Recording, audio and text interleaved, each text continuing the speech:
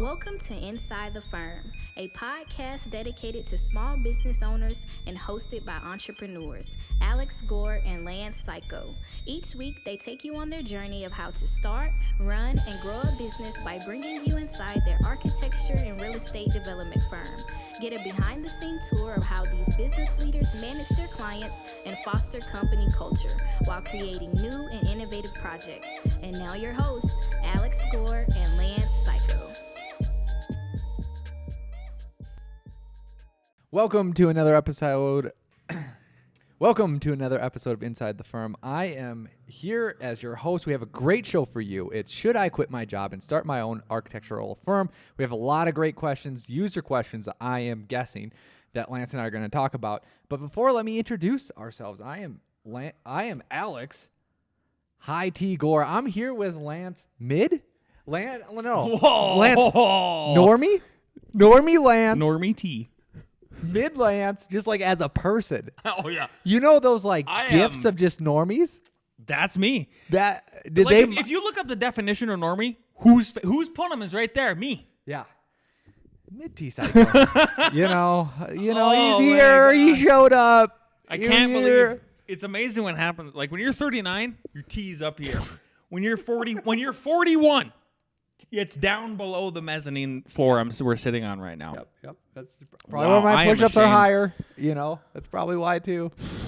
What can you do? If Al and I ever, fist fight, put your money on now for sure. You know what?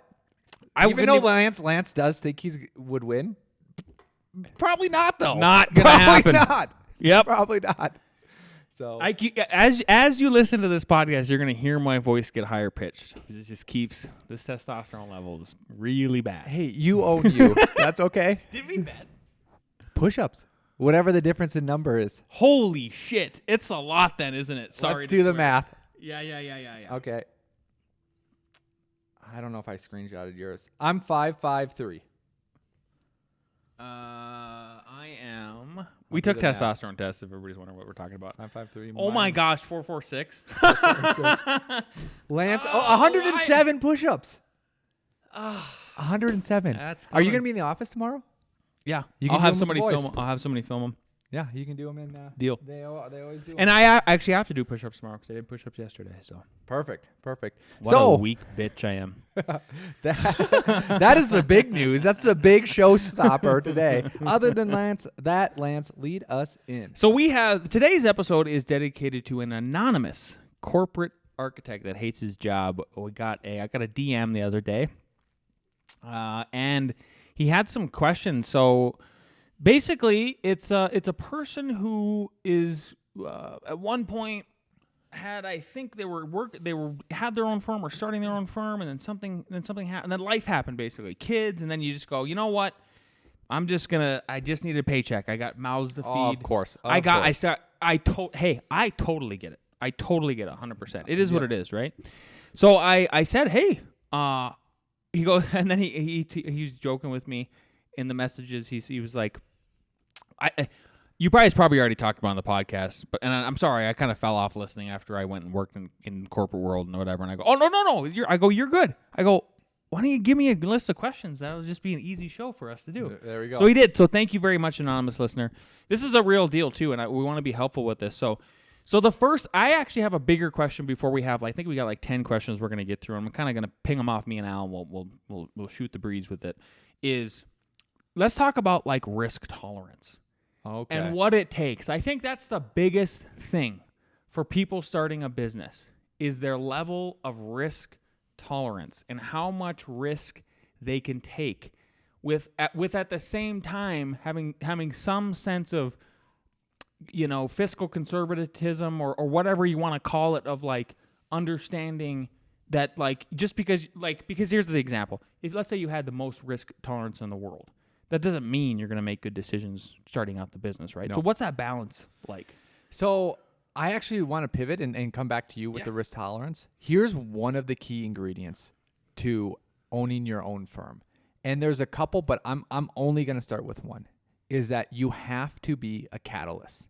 you have to be a catalyst. Lance is a great catalyst. If you understand science, remember in high school, you'd have some inert object, right? Yep. You'd stick a catalyst in there and the water would bubble or, things would blow up or whatever it is, right? So catalysts are defined as something that has a high reactivity or a low reactivity, right? And as we know, things are a double-edged sword. Your strength is your weakness is your 100%. strength, right? All that. So what I mean is that you have to be a catalyst yourself, is that you need to understand when you touch something to react or not react, right? And because you need to react to clients, you need to react to getting things done, you need to react to the city, right? So you need to have this catalytic action in yourself, right? The balance is if you're too catalytic, you can overreact. Right? You can go crazy. And you'll literally make an explosion. I like the chemistry example you're giving here. Yeah. You can overreact, right? So, but that's the problem. Like, you can't find a perfect person because they don't exist. They don't right? exist. Right? So, like, Musk has probably been unless you have a testosterone level of like 551, you're close to perfect. pretty much there. I mean, that's close. 553 is perfect. Oh, 553. there you go. Excuse me. So, let's just use Elon Musk, right? He has to be a catalyst. He has to be able to react to this. Is he prone to overreacting? And yeah, sure, right? So that's what I would ask yourself is like, are you dull in the sense, not in smarts, but like, are you dull and you just let things pass and you just let things roll More over passive. and stuff like that? Well, you're not going to go up well against someone that has the right level of a catalyst, right? Yeah. Yeah. And yours was risk tolerance. Exactly. Yeah.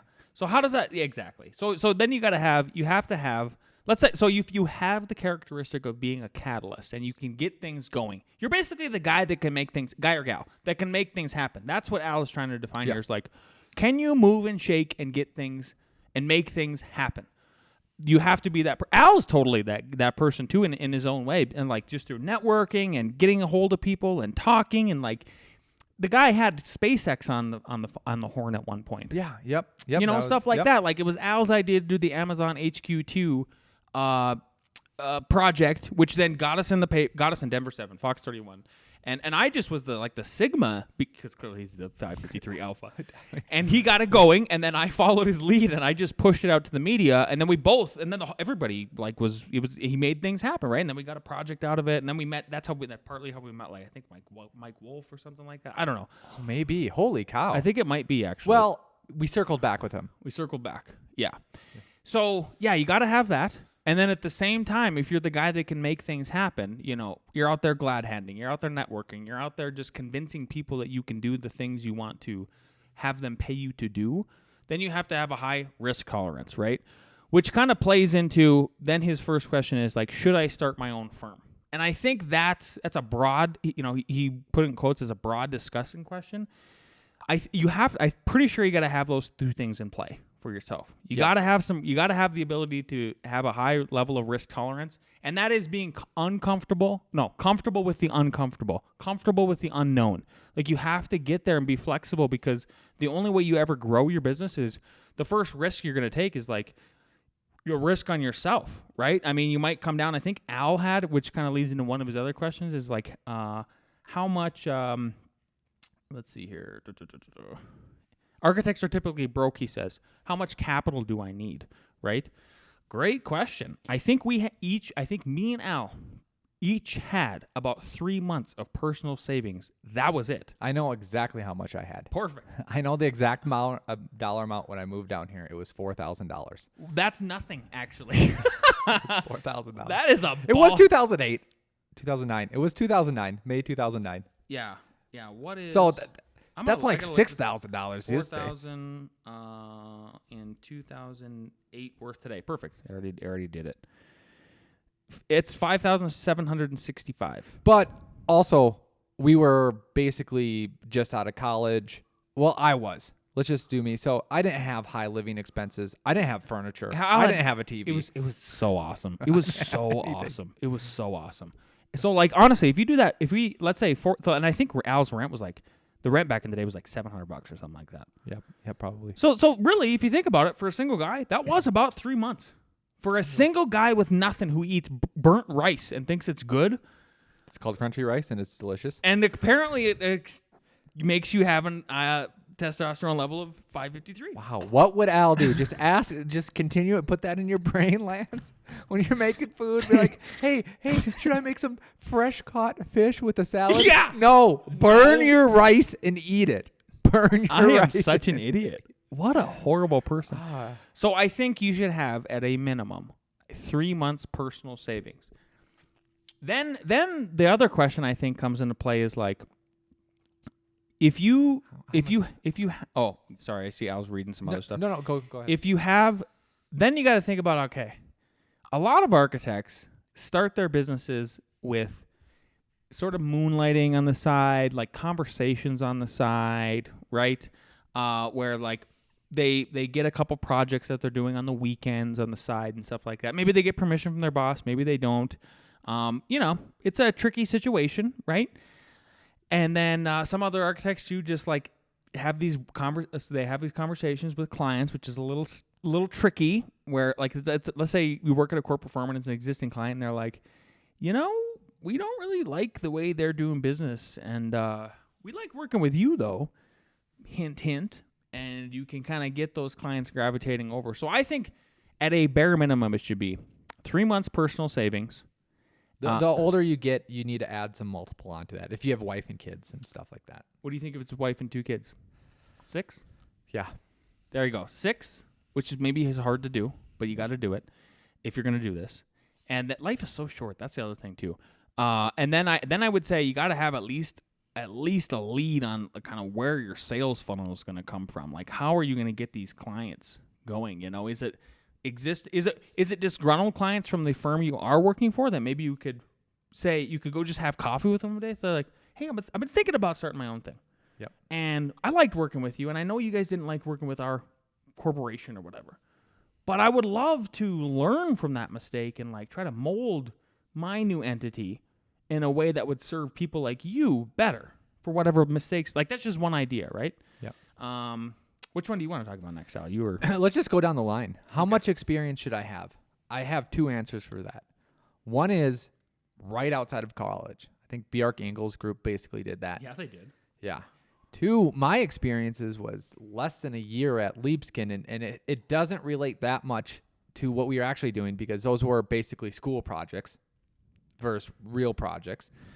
So that's answer number 1 is you can have basically none. And I know other architects, one in my group that I don't even think is licensed yet. We weren't even licensed. I've known other people that aren't licensed and still started with what they can legally do. And the second answer is do all of your hours. After you're done with your hours, do all of your tests and then do it. Yeah, and then do it. Exactly. I think so it's, I didn't have time to do this, but I was going to have, shout out Nate Hacker, I was going to have him do a quick just voice text to me, and I was going to ask him. I didn't have time. Hey Nate, how much experience do you think you should have had? And the answer that Nate has been giving me lately, which I love, is he's like, I just wish I would have started earlier.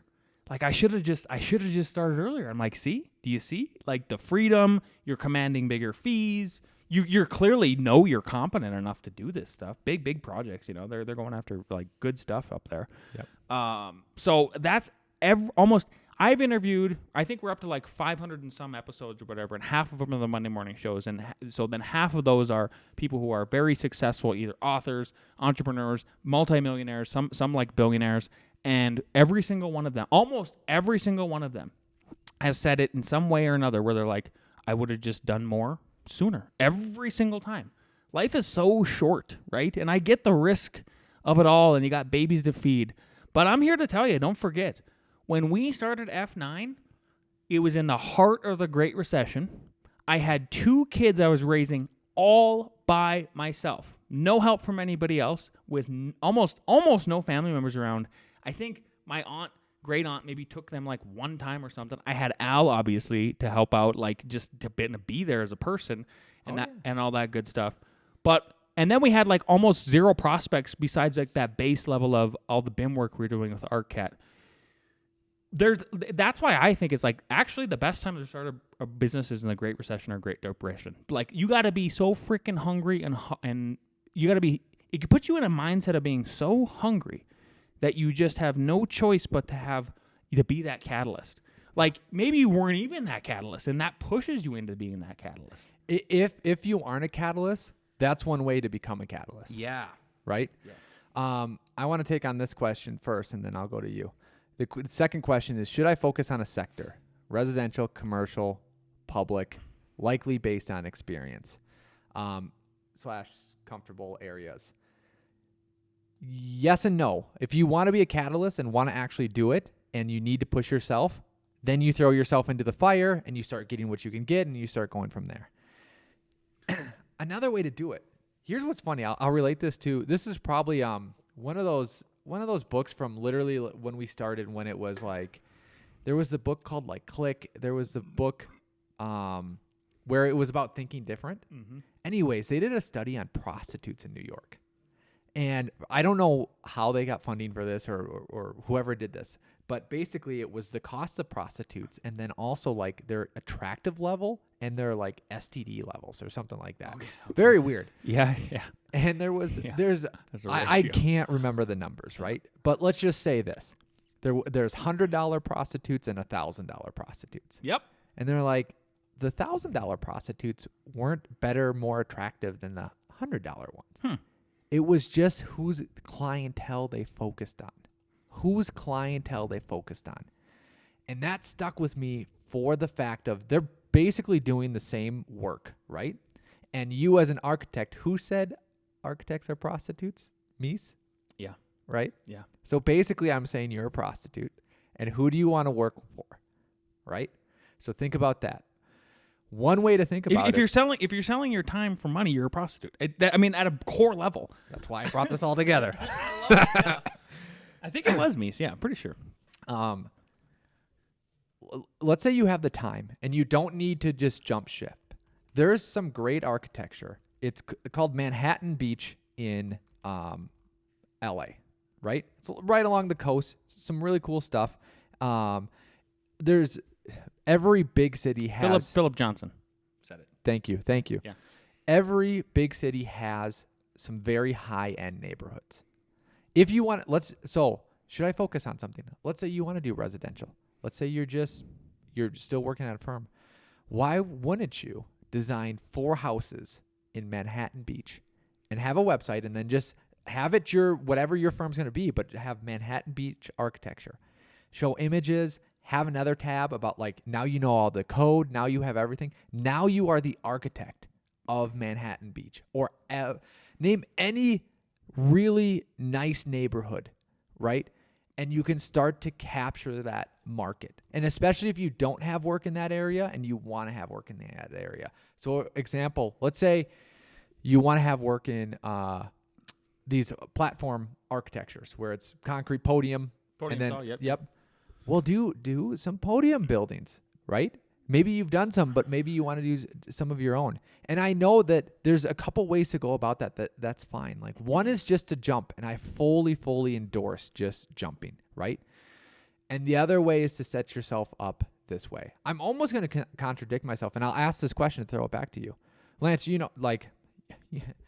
I have a business course, and I started selling that only with the outline of the business course. I know. Al has a high tolerance for risk. And I can't, we have such great discussions. Everyone should join. And from his business course, I'm telling you, I mean, it's a fantastic course. But people in the course are saying things like, what would Al do? What would Al do? What does that tell you, right? Yep. So what do you think about what I said about picking your prostitute market versus just jumping in first? I think just jumping in first. I like jumping in first. I mean, but that's me. That's me, right? But let's say I'm going to hone in on picking the prostitute market even further than you did, okay? And we'll lead into the next question. Okay. Should I find a partner? What if I cannot think of one, right? Here's how to play into it, okay? So if we agree with Philip Johnson's quote, architects are pretty much high-class whores. We can turn down projects the way we can turn down some clients, but we've both got to say yes to someone if we want to stay in business, right? I think actually the easiest way and the jumping off point is if it was me and I had to redo this again, and let's say I was in this person's situation in a corporate, I could have got sucked into that, honestly. Oh, everyone could. A lot of people do. Yeah, and I almost did. I turned down a job from Iron Horse Architects. It was one of the only jobs available, which is a corporate firm in Denver. I was one out of 100 people. I turned that down and said, nope, I'm doing this. I am jumping off and doing the whole thing with me and Al, And so I think the easiest way to do it would be, like, I would be going and talking to architects and just seeing if they need extra help. And if you could start working for them and just contracting, right? You're going to command a higher hourly rate, typically. So right now, like, the people in Colorado are charging between $40 and $50 an hour to be freelance. Draftspeople, designers, and all of that kind of stuff, right? And here's how it plays. That's I think that would be the quickest and easiest way to do it. Here's another, because I know from my group, the people in this group are good architects. Like, I don't take slubs, right? One of them hired a mid-level person, right? And it's going great for them. Mm-hmm. And we're talking about this. One thing that he said was, sometimes I wish I had a higher end person who could, because architecture is complicated. So why don't people do what you do, but you only pick the architects that you want to work with. Only the architects who's doing the cool stuff that you want to work with. Yes, I love this. Exactly. So then you're honing in even further, yep. Right? You're getting to that. What Al was just talking about. Like, do you jump all the way in, or do you whore yourself out to specific people, right? Like Philip Johnson was saying. This is how it plays into being. So the next question is: should you find a partner? What if I cannot think of one? That's a hard thing to find. Yes. Oh my gosh! Like, it seems, after reading the HOK book and working with Al for so long, and my first bosses that I came to work for here in Colorado, like, their firm just fell apart pretty dramatically, and that sort of thing. Like, it's a tricky situation. Like, it's kind of like finding a wife, like, or a good husband. Like, oh my gosh, like, especially in today's age where the divorce rates are crazy high and all this other stuff. So it's hard. I think it's probably rare to do it, right? But I think you need then if you can't find one, I'd get a mentor. So are these people that you're working for, can they be your mentors along the way, right? And maybe they even start throwing you, honestly, it's going to sound stupid, but like scraps, where they're like, you know what? I don't want hey, Joe Blow, whatever your name is, I don't want to take on this little porch edition. And then you can start to curate clients from them for the overflow work that they're not even interested in doing. Like, it wouldn't even be profitable for them to possibly, farm out to you the extra work for these little projects. Yep. Yeah. Yep. I like that. I do think you should have one. And here's one of the reasons why. Partner? Yep. Yeah. Because it starts you thinking in the right way. Here's the right way. If it's just me and myself, and I might have some savings and stuff like that, I can be less of a catalyst and more loose with what's going on. If it's me and you, all of a sudden I know I have to do my work because you have to get paid. You have to get the work because maybe I'm working on the work and you're working on getting the work, because then that has to pay for everyone. And all of a sudden you are divvying up tasks, right? You are making sure that you're bringing in money because it's not just you, which gives you a different perspective, which means when you need to hire, you've already laid the groundwork, right? Not only for those two, but now, Lance, you're passing models back and forth. What's the standard? Oh, yeah. What a good soundboard, basically. Yep. How are we doing stuff? We can't be doing stuff completely differently, right? And now when someone's hired, you already have a standard so that you aren't doing things 2-3 different ways. You know what I mean? So if you can, it is extremely important. It is extremely important to try to do it that way. Yeah. As you get older, it gets harder. But I would say maybe do it. We haven't tried this, so I don't know how good of advice this would be. What if you decided to, hey, I'm going to start off, and my partner is actually going to be a contractor. And you just say, hey, I'm going to start off in Manhattan Beach. I'm going to do all this stuff.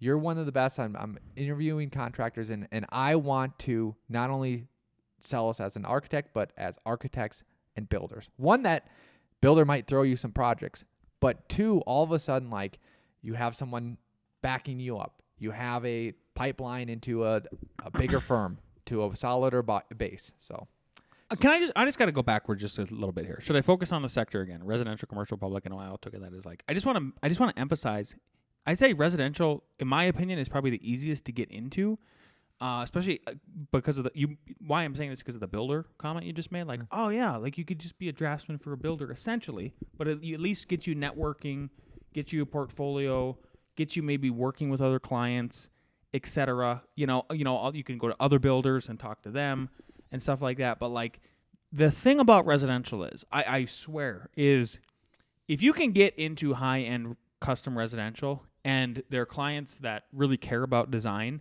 and sustainability and all the other good stuff that architects really want, that, and when I ask my staff at least once a year, if you had to pick the typology, not for the rest of your life, but like number one, what do you want to do? They go, yeah, a really cool custom house. It's the best project type, I think. Yep. So it's, if you're looking for like happiness, yeah, I think that's where it, like, that's why should you focus on it? Maybe you should aim towards it. Maybe just North Star it. And to circle in on this, just know, just like the prostitutes in New York, I'm saying this to be a catalyst, just so everyone knows. How much harder is it to stand on one street, which is the poor street, versus to stand on the upper class street? And what I'm getting at is, I think HOK, their sports division, did something similar where they were like, we just want to do stadiums. And they picked on, this guy did work for stadiums and kept doing, it was either graphic design work or something like that. Anyways, I'm saying you can pick who you're going to work for. So go find, let's say it's residential, that high-end contractor. Let's say it's multifamily. Let's say it's public work.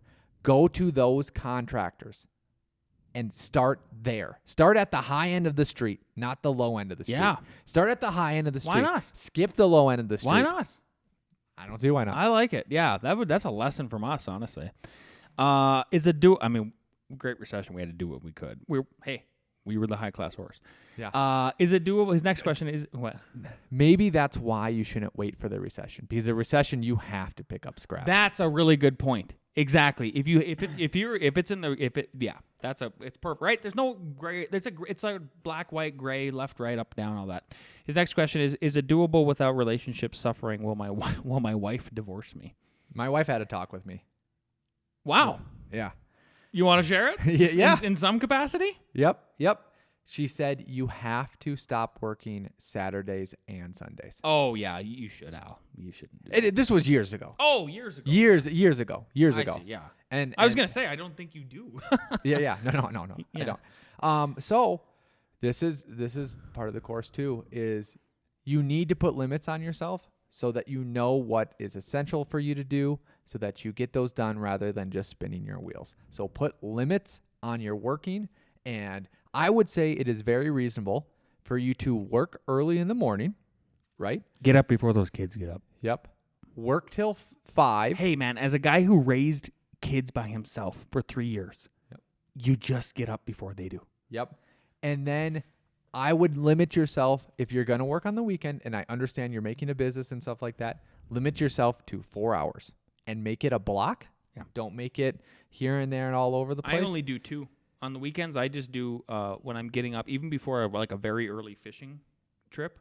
I just do it before, like, I get up, do my routine, stretch, rosary, coffee, and then do some work, and then it's like, let's say it's like 5 a.m. and I gotta leave. If I got up at like 4, that's it. That's all I get to do on Saturday, and I'm done. No more work.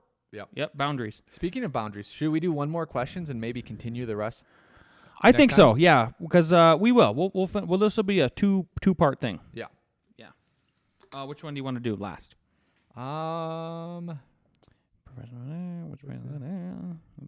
Let's just go down and then we'll finish the rest later.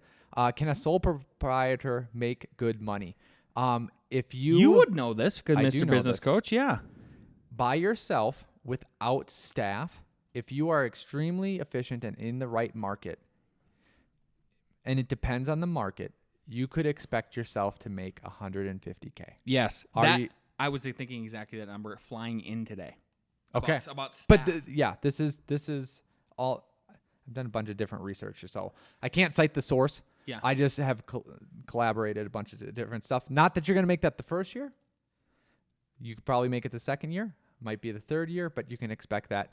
And then to get above that, obviously, if you were just a one-person show and you were just doing star architect houses, you obviously could make that, but it doesn't always turn out that way. Normally, to grow past that, you need staff. Yep, I would agree. Yeah. Okay. With that, if you like this episode and you're watching on YouTube, leave us a positive comment. If you like, subscribe. If you're listening on the YouTube, on the iTunes, give us a 5-star review, and we will see you next week in part 2.